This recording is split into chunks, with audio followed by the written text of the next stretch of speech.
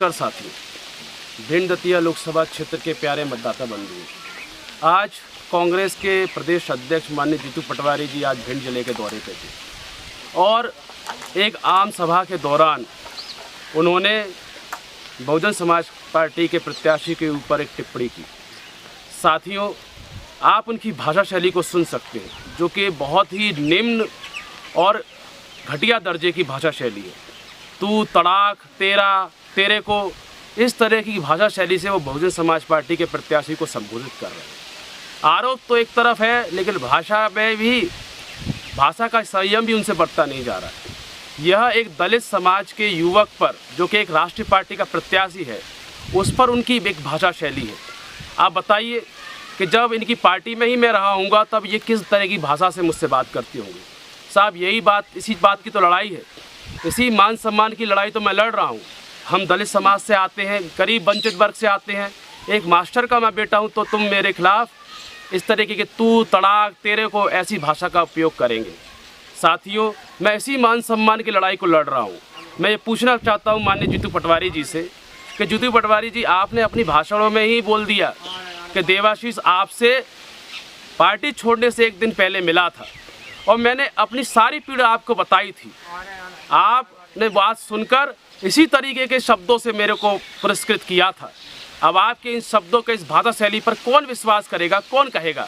इसी वजह से जब से आप प्रदेश अध्यक्ष बने हैं, आपकी इसी भाषा शैली से और इस तरीके से दूसरे पर को दबाने की जो आपकी शैली है, उसी शैली के चलते आधी से ज़्यादा कांग्रेस पार्टी खाली हो चुकी है।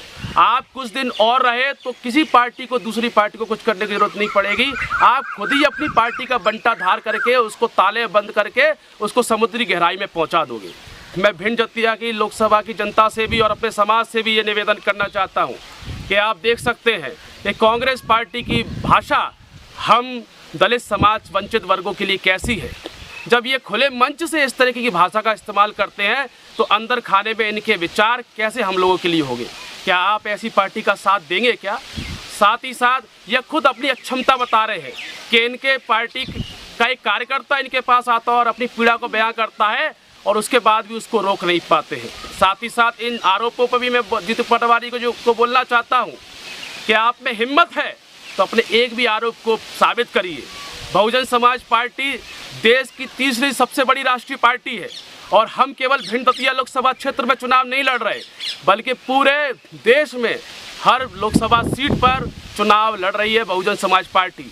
आज आपने जो शब्द कहे हैं, ये आपकी कुंठा है, क्योंकि आपका प्रत्याशी बहुत बेहद कमज़ोर है। जिस तरीके से आपकी प्रत्याशी की भाषा शैली खराब है, उसी तरीके की दोयम दर्जे की भाषा शैली आपकी भी है। भिंड दतिया की जो जनता इस तरह की भाषा शैली को बर्दाश्त नहीं करेगी और खासकर जो दलित समाज है वो इस तरह की भाषा शैली को बर्दाश्त नहीं करेगा।